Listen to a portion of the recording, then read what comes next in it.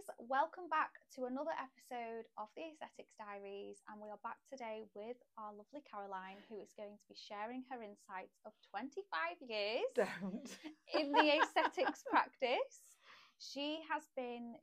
Caroline is an AMP nurse, and she has been in aesthetics for over 25 years. And she is here today to share all of her insights and the history of aesthetics and how it all came about and how it got so popular. So we're going to dive in straight today, and we're going to talk about how you came about with the aesthetics industry, how you trained as a nurse, and then obviously you went into the aesthetics. And the history of how actually like Botox and fillers all came around, because I think that's really exciting. Okay, so tell me a little bit about kind of how you discovered the world of aesthetics and how you got into it, because you trained as a nurse. Yes. And then you've always had that like entrepreneurial streak. So how did you kind of discover aesthetics? Well, basically, we're going back now to a million years ago. We're going back to around about 1999, 2000. Now, I had been probably qualified around about 8 years at that point. As a nurse? As a nurse, working a nurse. I've worked in London. I did all the, hospitals. I was working in Chester as a staff nurse, and then on to sister level. And my speciality was neuro-intensive care at the time. Now, that was all great, but what it was with it is I was very fascinated by the beauty business. Yeah. I've always liked makeup. I've always liked the glam. I've always been glamorous. I love it. And unfortunately, being an ordinary nurse is not the most glamorous job on the planet. No. But I was determined to find some glamour somewhere in this profession. Yes. And anyway, at the time, there was a lot of talk. It had only just really come into this country, Botox and collagen fillers. And I remember saying, what is all this? I'd really love to be involved with that. Yeah. And as I say, nobody was doing it. It was nowhere. It was literally, it'd been in America a few years, and there's a little history of how that came about. And I will talk about the history of where it all happened. But when I was interested, I thought, I really like the idea of this. So long story short, I was looking one day through, I think, the newspaper, because of course we didn't have internet then. We didn't have anything, so we had to go through papers, job pages to find things. No phones, no nothing. And I remember seeing this article. Now, I was living in Chester at the time, and I saw this article, this advert, and it said, nurse required to do collagen and Botox, full training given. I went, oh my God, that's me. That's me. Sign me up. Sign me up. So I went along to this Cheshire-based cosmetic company. Yeah. And I was interviewed, and I didn't think I'd get the job because there was a lot of people wanted to do it. It was so new. Everybody wanted to do this. Anyway, I got the job, and the training was in-house. Wow. It was 6 months. And even though I was a nurse, that's how we were trained. It was a proper training. Yeah. On site with real patients doing, at first, Botox and collagen were the only things. So when you say collagen, do you just mean like fillers? That was filler. So collagen in its infancy, in the first, so we had no synthetic fillers at this point. We had cow collagen. Wow. Yeah. It was actually. Is that really hard? No, filler? It's very soft. It's okay. like skin boosters. No, not on that level. No, it's something you'd probably never seen. It just looks like very soft fat. Ah. So this was our filler, and it was bovine. It was cow collagen. Wow. Which had a lot of problems with it because a lot of people were allergic to it, which didn't really help. Yeah. So we had a lot of issues with anaphylaxis and stuff like that. Right. So this was way, way before they'd actually done hyaluronic acid. Wow. Wasn't even a thing. So I trained with bovine collagen, and I trained with Botox, and at the time there was Allergan Botox, and there was Dysport. Right. Those were the two products, and there was nothing else. There was no Agilor, nothing, not a thing. Wow. So the filler, now also at that time, and around that time, they'd just launched Restylane, Now, Restylane, yeah, the filler. Yeah, that was the first filler. Was it? First synthetic filler. Wow. That wasn't using animal products. And that became very popular as well. But those were the products that we used. I was also trained in sclerotherapy, which is red vein removal on the legs. Yeah, very popular now. So those 3 treatments for fillers, Botox, and sclerotherapy were the things I was trained in. There was no skincare. There was nothing. It was very basic. Yeah. And how this company operated is you trained for 6 months. The owner made sure that you were fit to be let out there. And then at the time, it was growing that beauty salons were subcontracting nurses to come in and do the treatments. Wow. So we would go in, and my territory was Cheshire and Shropshire. Right. So I would go into beauty salons all over I must have had about 40. That's so interesting. I've literally never heard this story. This is the first time she's told me this. That's how you were kept in flipping. So when I came out the womb, guys, basically I was there, needle in hand, ready to go. Yes. Well, it was funny because I also treated people at home, didn't I? And I used to say to you, just behave in front of the ladies. Do not do anything in front of the ladies. Just be nice. It's crazy because I remember that time, and I think I must have been about 4 or 5. Yeah. And there's a song, Dancing in the Moonlight. Yeah. Dancing in the Moonlight. Yeah. That one. Yeah. I remember that song, and every time I hear that song now, it always reminds me of when you were starting like your little business. Oh my goodness! I didn't know that. Yeah. So many things we don't know about each other. Oh. Yeah. So basically, I was doing a bit at home, and in these beauty salons. And I would go around each salon, and I'd do maybe, half a day here, half a day there. And people would book in. Wow. You'd probably go to one salon maybe once a month. Everybody'd book in. They'd all be there ready and waiting, and you would inject them. And we were very limited on what we had. And very. Did it feel overwhelming at all? Because did you feel like you had to know the knowledge, or panic stricken? Really? Every time I injected somebody, I was panic stricken. Wow, really? Because again, very new, and we didn't really. Every time I was like, "Oh my god, I'm going to get a phone call later. Something's happened. It was fear. Yeah. There was real fear. I think a lot of people do experience that now because the training is so. It's not very thorough. I don't know how you can do a day's course and then go. Honest to God, I was panic stricken. And that's 6 months. And that was 6 months hardcore and being medical, panic stricken, injecting people. Wow. And what I learnt with it is it is skill. You have to practice. Yeah. You've got to gain your skill, your technique. And that takes a lot. I would say it was a good 5 years before I actually felt comfortable. Yeah. And we were dealing with very new things and a lot of questions as well from clients. Yeah, and we didn't know anything. We didn't have the knowledge that we've got now. Got today, yeah. So it was quite, but I loved it. I loved it because I was doing, and I actually went off as well in 2003, and I actually went and did my beauty therapy training. Wow. Because I felt. I didn't know that either. Oh my God, there's so much she doesn't know. I felt, because it was more beauty related, even then, and yes, it's medical, but it's not strict medical. It is a beauty treatment. That is what it is. I'm a non-medic, and I feel like I have adapted to it very well. But it's more beautified. Yeah. Because again, going back to the medical side, the medics are not possibly the best people to be doing this sometimes because they don't have the right customer approach. They don't have the right empathy. Yeah. Medical people can be quite they're just a different breed altogether, actually. I'll be honest. It's a very matter of fact. Yeah.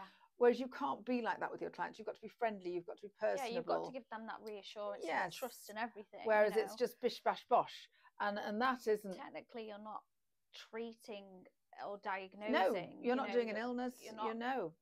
But what you are doing is you're building confidence to clients. Yeah, but it's also very artistic. It is. You have to have an artistic eye. You've got to have good hand-eye coordination.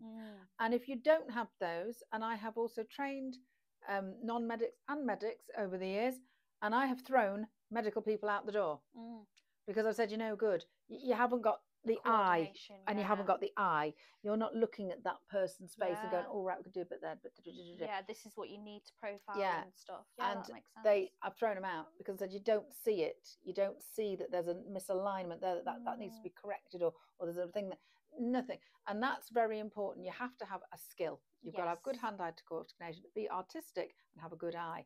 And anybody can have those. You don't have to have gone.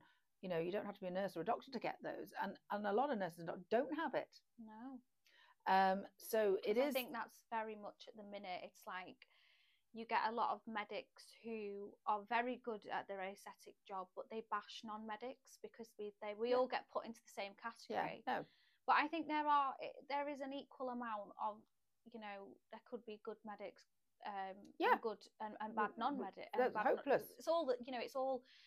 It's like any area of, you know, jobs or whatever. It is quite, you know, everyone's different. It's a specialist on its own, and you have to be competent. But I will say regardless. that you've either got the skills or you've not, and if you've not got them, please pack up and go home. Whoever the hell you are. Bye. Honestly, because if you ain't got it, it's never going to come. It is also natural. You well, have also it. You do find that you have to, when you're not going to have it straight away. You have to wait. You have to work. You know, you were nervous. Oh. And you were scared, and you were like, "Oh, this is a bit of a grey area for me." But you have to. I think if you're willing to learn and you're willing to have that, and you know, train more and invest more, and I think it does come. But obviously, from another side, you know, if it's still not there, like if it's really not there, then and it has been with some people really not there. You just can't grasp it. You can't grasp it, and because even picking up a needle, I mean, I remember the first time I picked up a needle. Oh my god! But saying that, when I was doing my training, when I picked up that needle, I was very nervous to inject, not the fact that I had a needle in my hand. And once I started to pick it up, it felt just like flowy. Like I was like, this is me. Like I like doing this. Like I could look at someone and be like, wow. Yeah. But at the beginning, I was like, I'm actually going to put a needle in someone's face. See, that didn't bother me because I've been, and but you have the medical that was experience. The nursing side. You see, I wasn't bothered about sticking pins in people because I'd gone from an office job into and there's a big difference when you're touching somebody, touching a client, like touching somebody. It's you're in their personal space. It feels weird. It's odd to me because I could grab hold of somebody and whatever. Oh, I know. You used to throw me around everywhere. I'd be like, "Mum, can I have my lips done?" And you'd be like, "Come here, then." But you see, the thing with it is to me, you learn that, and for ordinary people who have come out of office jobs to actually be touching somebody is really weird. But so when I did my aesthetic training, I loved it, but I knew that I wasn't competent enough to go and inject. So I started out in skincare just to understand like the skin and the getting close to people, and like you say, being in their personal space is a complete, like, that's a game changer. And I remember like sitting behind someone doing a facial, I was like, wow, I'm really in their personal space. I'm leaning over someone and they're letting you. And you have to have that confidence. Wow. You can't be like a little gnat just going and just which I have seen. But so I mean, getting back to, you've got to grab hold of somebody and you've got to get on with it. And you know, and I think as well, that's why I went and did my beauty training, because I wanted to learn the other side that wasn't that harsh medical, but the more softer, about the skin, about the beauty side, the therapy. And so I had both then, and I felt that was really important as a medical person to have that too. And I think it cuts both ways. I think there has to be a common ground where this is a speciality all on its own, where I think it's falling down in many levels on both sides. But I do think that the non-medical side needs to be more comprehensive with learning about the medical side. And it's all doable. But these one-day courses, and is not, it's not enough. It's not acceptable. No, it's not. And this is where the problems are occurring.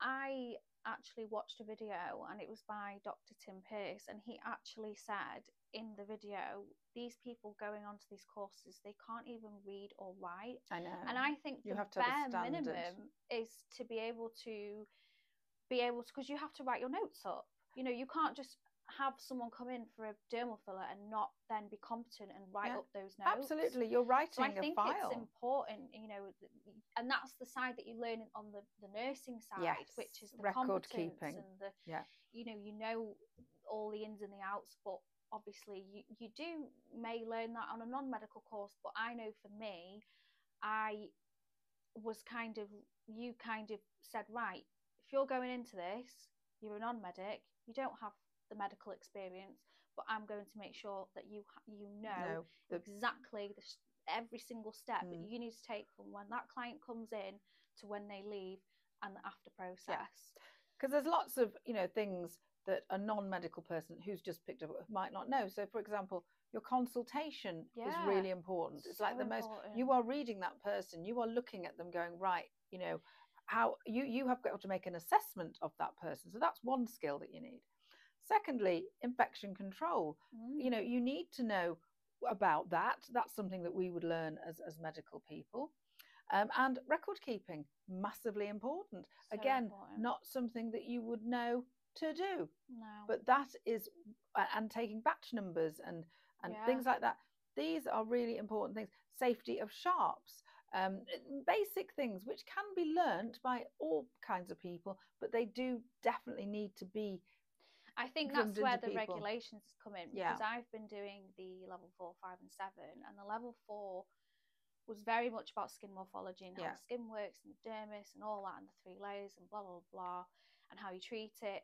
But then you go on to level 5 and it's like, whoa, okay, this is intense. Like the level 5 and 7 is very intense. Like we did an assessment we were assessed for like 4 hours. And we were just injecting people, but we had to put our batch numbers on, we had to do full consultation, that's we had to go through the aftercare, everything.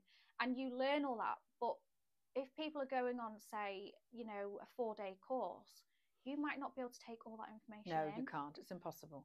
It's impossible. You need to be mentored. You need to work with people that are doing it. That's how you learn. And I don't think I'm not against non-medics doing this at all. In fact, I think some of you are better than the medical people, because like we said before, there is, you know, it cuts both ways. It does cut both ways, but I think there has to be a common ground where there is a level and a training that everybody adheres to.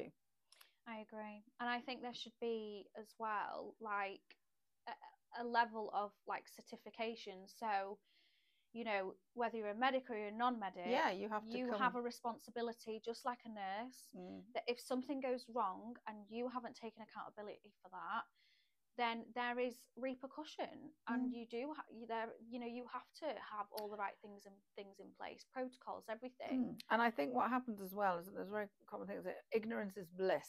And what happens is people do these courses thinking, oh yeah, I'd love to be an esthetician, not having any idea the implications of if it goes wrong. You think, oh yeah, I'm going to just put a bit of this and that and I'll make a bit of money and blah blah blah. If you actually, and I think that message is not across, that do you know what you're doing? The minute you pick up that needle, you are taking a chance. And do you know what to do if it goes wrong? And that is something that if people really knew, they wouldn't really touch it with a barge pole. They go, oh my God, no, I don't want that responsibility, because it is a responsibility. That patient, you know, you've got their face in your hands or whatever. That's a responsibility. You're injecting stuff into them. You have got to, and you know, 9 times out of 10, it could be fine. But if it does go wrong, what happens then? Do you know what to do? And do you know to deal with a how the implications to yourself, the risk you're putting yourself to? Well, in our members club, we do have obviously a little protocol, don't we, where you can learn some tips and tricks from Caroline about protocols and dealing with emergencies, and that's upcoming in the next couple of months. So make sure you're in the members club, guys. Yeah, don't move, stay there. Back, come in. Keep going. But yeah, getting back to the history of aesthetics. So you went off and you did your training for the 6 months, and then you went into beauty therapy. So what happened after you went into beauty therapy? So I did the beauty therapy as a side course. I was still doing. And how long did that take you? I did a private course. Was that an NVQ? It was an MVQ actually, I think, from what I remember. I've still got all the certificates. Oh. But I did all the, I did the facials. I did, because these are the things I didn't know about. Because coming from a medical background, what am I going to know with a facial? No. How would I know? I don't know anything. So again, that's where the crossover happens. So I didn't know anything about facials. I didn't know anything about, obviously I know how to cleanse my own skin, but going through that routine. I think back then as well, like when I know that I see it with clients now is, 20 odd years ago, they weren't educated on skincare. No, we wouldn't have a clue. It was like a bit of water and baby wipes, see you later. And I felt that was somewhere that was missing at the time. And I felt we're not dealing with the skin.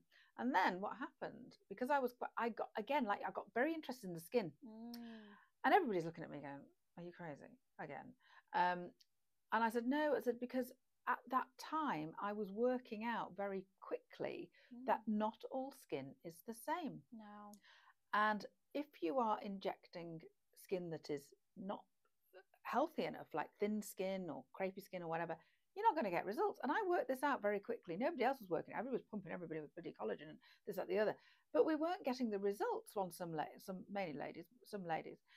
And I looked at this and I thought, there's something wrong here. And it's to do with the skin. So I looked into the skin. And then at that time, I looked into skincare. And I remember I was still working for the company that trained me. I did leave a few years later and set up on my own. I wasn't very popular about that, but you've got to tread a few corns sometimes. Yeah, that went down like a lead balloon. Oh God! So anyway, no. But one of the reasons why I left is because I said to said person at the time, I said, I want to do skincare. I said, I feel that skincare is really, really important. No, it's not. You just get out there. And I remember them saying, get out there, you fill them up as much as you bloody can, and you stick as much Botox in them as you can, and shut up, basically. And that was one of the reasons why I left, because I thought, this is not for me. No, not for me. No, not for me. And I thought, no, there's more than this to this. I said, and also at the time, peels were starting to come out. Wow. Yeah, see, peels are amazing, and people really underrate peels. Peels were starting, and I could see all this, and I thought, there's more to this than meets the eye, and I want to know more. And then I went on a... There's a fly. It's really annoying me. Oh. Sorry. So I went on... I went on a few courses. Not what are they called? Seminars. Training seminars. So it's a seminar...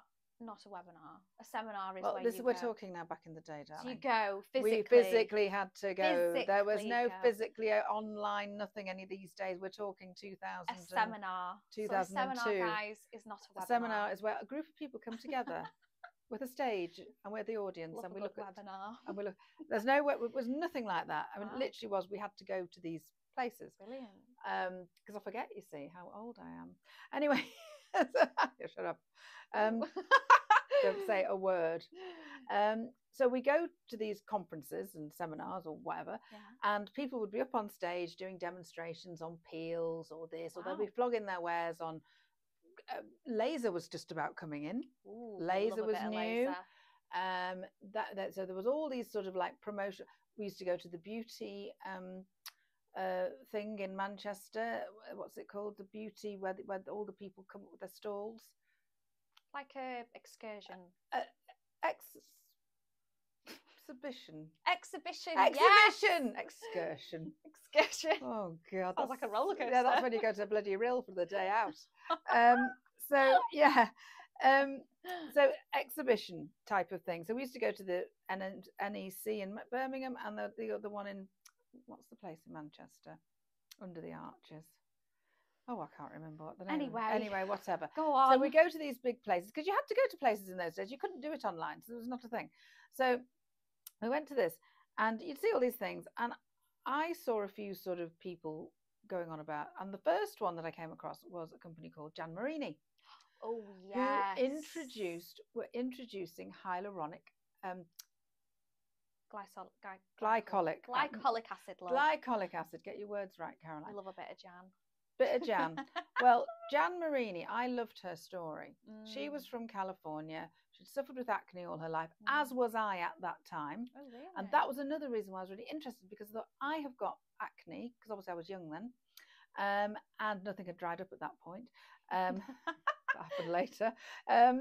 So I wanted to, because I was in the skin now by this stage, I wanted to find out about it. So this woman had sort of devised these products with glycolic acids in them, AHAs, and it was sorting the acne out. So I went to one of these things, and I was given a few free samples.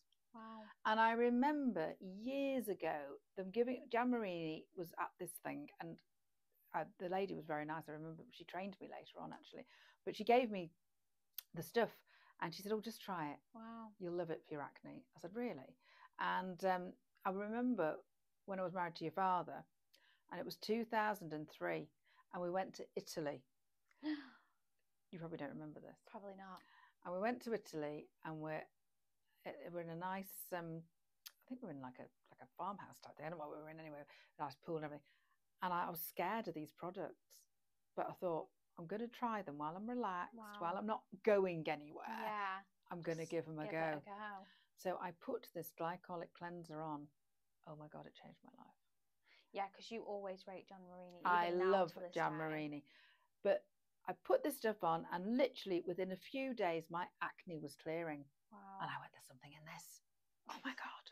Skincare, here we come.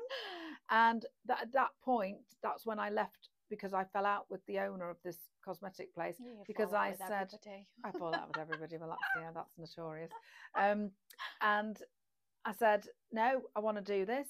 So I went into skincare at that point, and I then started selling Jan Marini. I went down and did the training in London, did all the training, and then I went down and I was selling it then into beauty salons, and they were loving it. Wow. And because it was medical grade, it had to come through the pharmaceutical thing, so it was giving them the kudos. Medical grade skincare is just amazing. So that's where that started. Wow. So you then obviously started up your own business. Yes. In the aesthetics. Yeah. So how long had you been going when you started up your own business? About 3 years. Right.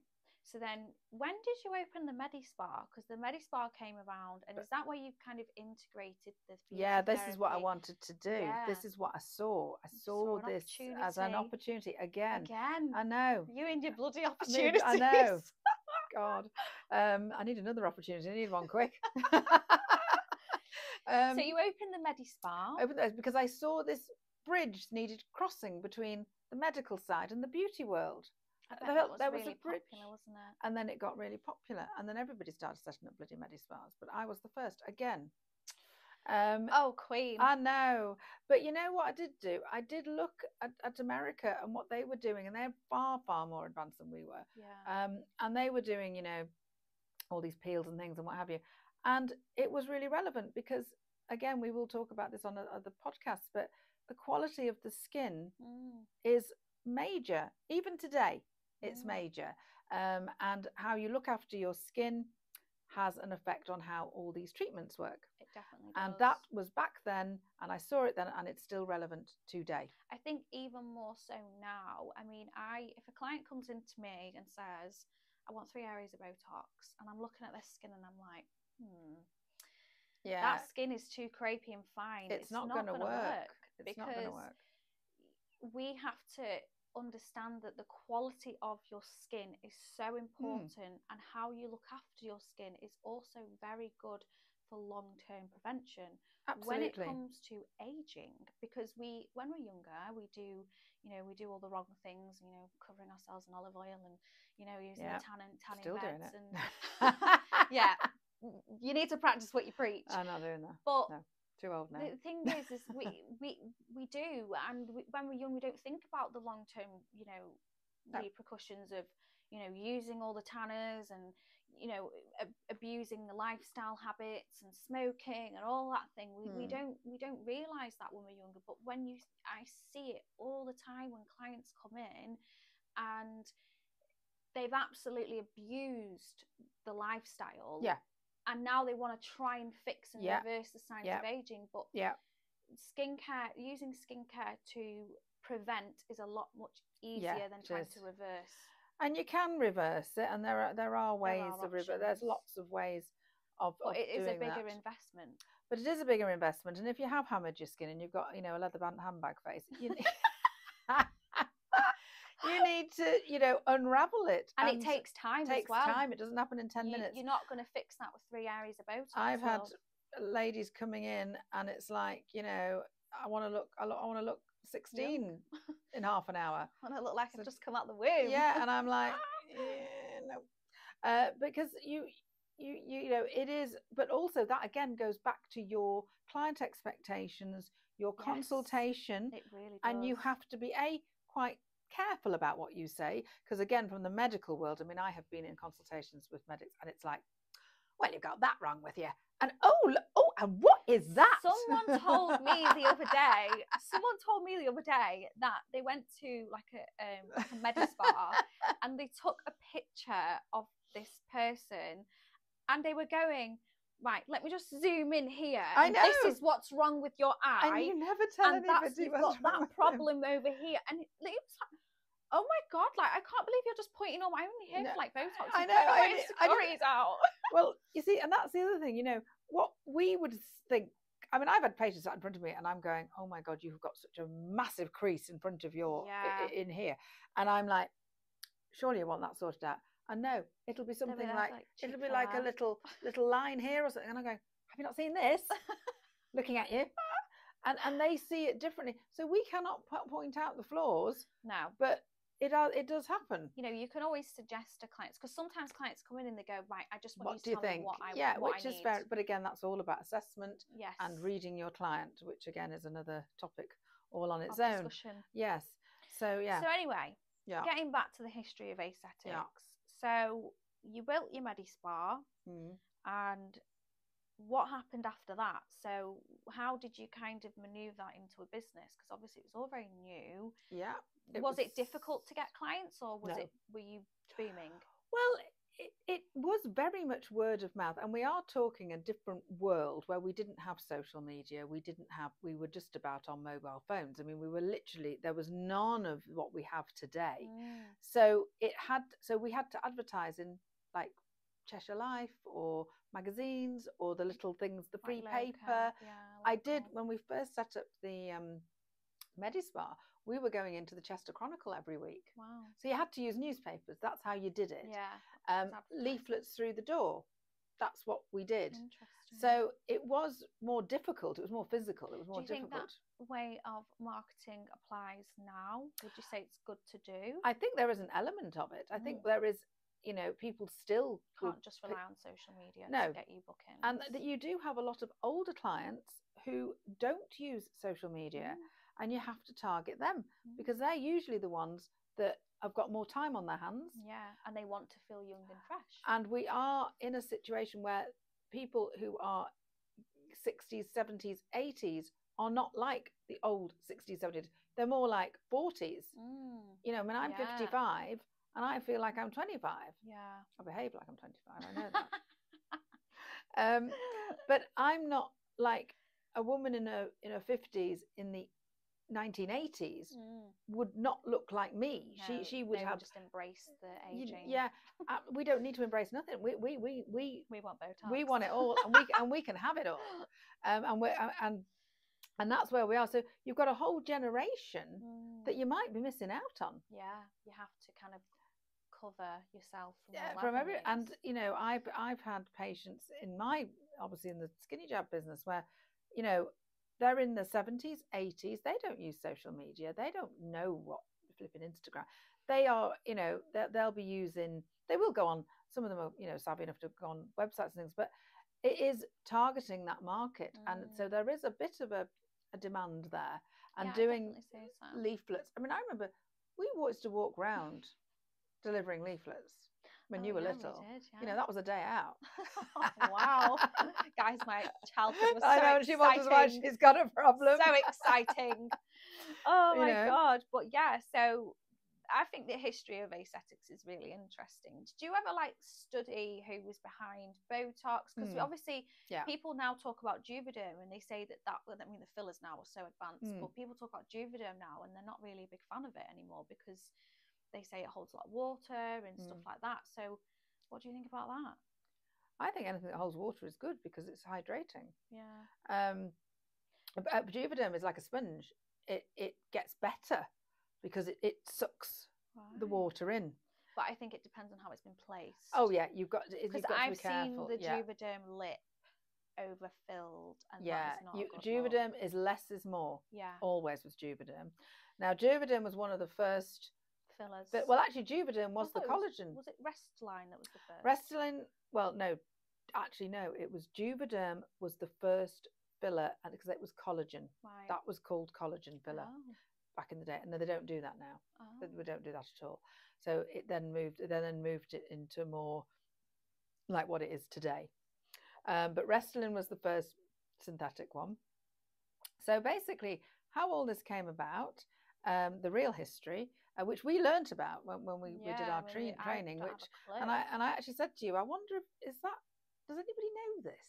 No, I don't know this. I actually don't know how Botox fillers came about. This was very prevalent when I started doing it. Very prevalent. So how it started.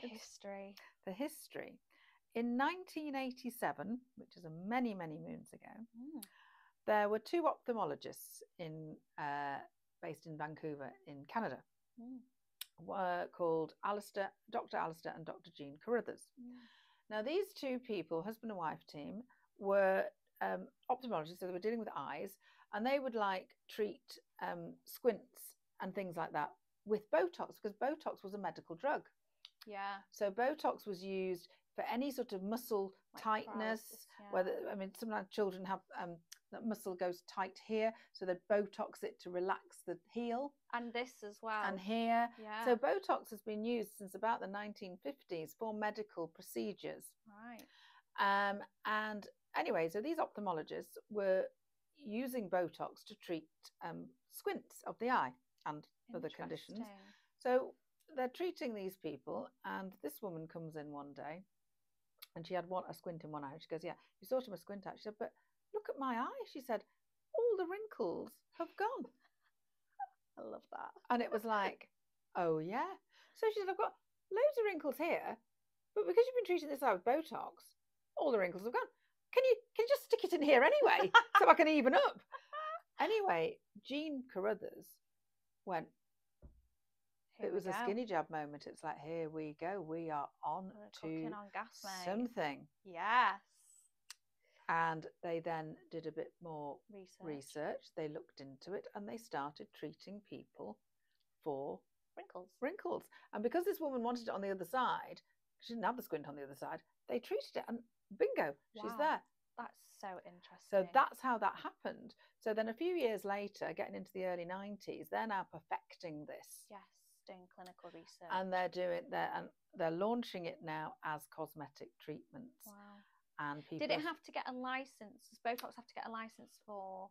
Not at the time. No, it was off license for cosmetics, and it still virtually is. Basically, I mean, there is a bit more.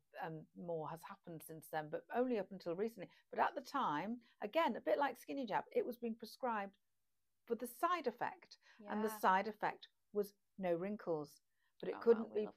But that's how it was prescribed. So basically, they was prescribing it for the side effect, which was taking the wrinkles away. So they started doing it on a few faces, and they discovered the first areas that were done were the eyes, the labella area, and the frontalis. That's the only three areas that could be done. Lower Botox was not a thing. Wasn't a thing at all. So they started doing all this, and then of course it takes off, doesn't it? So getting into the 1990s, all these people in America, it's going really, it was a skinny jab moment. It went very, very popular. So by about 1999, it's now coming to British shores. People are bringing it over. And this is when I first started hearing about it. I thought, I like the idea of this. Yeah. And that's how it came about. And also, Alistair and Jean Carruthers, they've written books on it. They've written. They used to do seminars. They used to do. That's so interesting. They used to do. They came. I've met them. They came over to the UK, and they did talks. They were very involved in this. Yeah. And again, you're talking in a place where there was no social media, so people had to physically go to places. Not anymore. Not anymore. And it just took off like a rocket. And that's how it came about. And that's how I got into it, because and then that's what happened. But that's the history of it. That's where it started. So interesting. So do you find, what would you say, like, when it comes to, you know, non-medics and medics, do you think that non-medics should go into nursing now, or do you think the level 4, 5 and 7 is enough? I think, depending on regulation, that you should have a level of basic education. So you know, back in my day it was O levels, GCSEs, as you do to get on a nursing course. Yes. I think you have to have that basic level of English, maths, and, you know, science. Then I think, yes, you could either go on an intensive training, but the course has got, you know, but it has to be a standard. It can't just be rocking up just here. Or somebody that maybe have been in the beauty business a long time, who's got that experience. I mean, there is time served experience, which is important as well. You know, it's not just about on a piece of paper, but I think there has to be quite strict standards as to who can and cannot do this. Also, I think there should be like a revalidation thing. Like, I have to revalidate every 3 days, every 3 years. That'd be annoying. Oh God, that'd be really annoying. Please don't do that ever. Please, never. Stop. No, NMC, do not do that to me. So every 3 years we have to revalidate. So it means that we've got to do a certain amount of work hours, certain amount of CPD. These are things that there should be standards about. Yeah. And everybody, and there should be a registration, a register.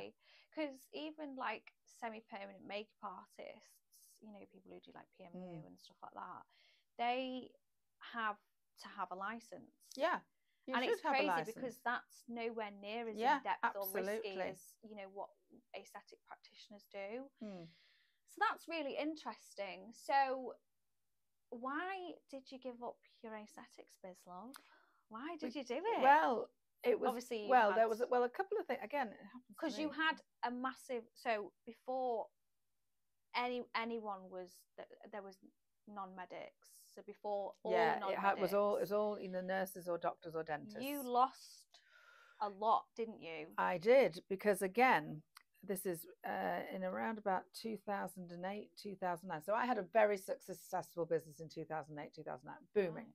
I was the Botox woman of Cheshire.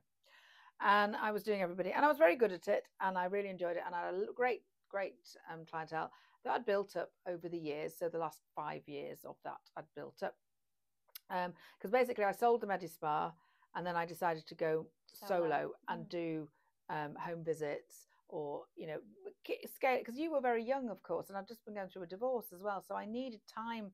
I couldn't be in a clinic all day long. I had to be, you know, flexible, and this worked very flexible. Still going into beauty salons, and then you needed a bit of the freedom. But I needed more flexibility, you know, just with the flipping school runs. So, you know, and I wanted to be at home with you and that as well. So we did a bit at home. I had my own room at home, and then I went and did salons. So while you were at school, I was going to the salons and doing bits and pieces, dipping in and out.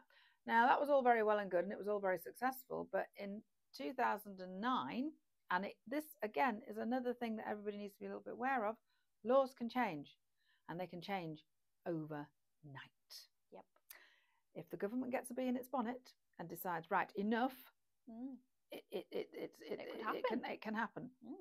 So basically what happened in 2009, I'm merrily going along and I'm getting my Botox from registered pharmacies. It's not coming off a boat somewhere. It's coming off proper pharmacies, and they're selling it to me, blah, blah, blah, direct. The law came in and said it now can only go through prescribers. And you weren't a prescriber at the time? I wasn't a prescriber at the time. And basically they stopped the access of me getting it because I wasn't a prescriber. So I was a nurse, but not a prescriber. Wow. Now my business literally gone overnight. I had patients ringing me up going, Caroline, please, I don't care whether you're flipping registered or not. I don't care. Can you just give me the Botox? I said, I haven't got any. I said, I'm not allowed to get hold of it. And they're going, you must have some in your fridge somewhere. Please look again. Wow. Oh my God, that's so savage. Search your fridge. You must have a drop. You must have a drop in there, please. I'm desperate. I don't know where else to go and I don't want to go anywhere else. I only want you to do it. So it was very, very awful. Wow. Eventually, and I bet that was so scary because you didn't know where your bread and butter was going to come from. Lost a bloody lot again. Not for the first time. So I then thought, well, so I found doctors that would prescribe it for me, and I found a nurse prescriber who prescribed it for me, but they were very expensive. So there was no point in me flipping doing it. So because that had to be, because now it is face to face. Did that have to be face to face then, or could it have been a remote? It had to be face to face. So basically, I had to carry a doctor around with me, very spenny. which is very spenny and not very practical. And I basically remember them coming to the house or wherever, and I'm like, flipping it. Well, I may as well just pack up and go. Oh, there's no point. So I think that was around the time that I was looking at other things to do, and it was the time when I was looking at the weight loss at that time. That was around about 2010. But I basically, what kept me going, I went back into beauty. I went and I rented a room at a local, I think it was like a sunbed shop, rented the room. And I basically did. Oh, I remember. Do you remember? In the sunbed shop. In the sunbed shop. I rented a room. Why I was there every day. Yeah, after school, doing your homework. I rented a little room. It was cheap. And I was doing the microdermabrasion. Oh, I love that. And I did the peels, because that's all I could do. I couldn't actually do the Botox anymore. I could do fillers, but I couldn't do Botox. So that's what I did. That's what kept the wolf from the door at the time. Because I couldn't do it. Then then a few years later, I thought, this is ridiculous. I will go and do my prescribing. So I did my prescribing. I went back to university, did my master's in advanced clinical practice and my prescribing course. And then that opened the door. Freedom was back. But then by that time, every Tom, Dick and Harry's doing all this. Yeah, because in 2015, they released the non-medics. Yeah. Non-medics were a huge thing. And I had already done the training by then. But do you know what gets me is when I went into this, I never knew that you could be a non-medic and inject. So I never knew. And then once I seen all these courses being advertised, I didn't know. Oh, that's crazy. Like, I can go and inject someone. Like, that's mad. And yeah, like, I went obviously and did it. But I'm actually so glad that I did do it because I always had you behind me, and I think I'm very fortunate from that side because you've always had the years of experience. So like when you were behind me, I'd be like, Mum, how do I do this? Or what, can you teach me about this? Because it's all very overwhelming and you can't learn everything in 4 days. It's even if you've had so intense. Proper, like I said, I was 6 months in house. I was still panic stricken. Yeah, scary. Very scary. It's not something you can't just pick up a needle and do it. It's a lot. It's developing your craft, and that takes time. Yeah. And you will get there, but it is very. It's not as easy as people think it is. I agree. So, if you had one piece of advice to give to anyone as an aesthetic practitioner, what would it be? Oh God, that's a loaded question, isn't it? Flipping heck. I think, as I say, the main thing is competence, and be sure that you are working within your level of competence. Don't be risking anything. Don't be winging it. Make sure that you know the subject. I mean, again, you know, back in now in the modern day, we have access to Google. We didn't have such things. We had to read books. You know, but there's so much out there. There's so much on social media about aesthetic knowledge. There's so much. The members Get club. as much knowledge as you can in the members club. You know, so much. It is getting, and again, I think, you know, how we can progress on here is, you know, we can do demonstrations. We can show people. I mean, I've got so many. Well, like all the tricks and tips and things, and they might be a bit antiquated, but at least they're the basics. Yeah, going back to basics. And these are things that will get you through. Yeah, I agree. I think competence is key. I think that's the only thing that will take you through. And just got to know your stuff. You've got to know your craft. Because a lot of people now think, oh, I'll just be a jack of all trades, and I'll offer this, and I'll offer that, and I'll do that, and I'll do this. But actually, you have to be a specialist within your area of work. Like, you were known for lips, you were known like for your eye. Yeah, I remember as soon as I turned 18, I was like, Mum, please. I know, but but again, that's that artistic eye, and I loved doing lips. Were I got so much satisfaction out of doing lips. I love doing lips. You know, but you're good at lips. I know. You do mine. I must say I am good at lips. I wouldn't see the day that I think you would be doing my lips. I don't think you trust me. Well, it saves me trying to do it myself, you know, like this in the mirror. It was horrible. Yes, years and years of that. But yeah, I think competence is key, and obviously just sticking with a speciality that you love and that you're passionate about, because that will also enroll onto your clients. Yeah. But this has been amazing.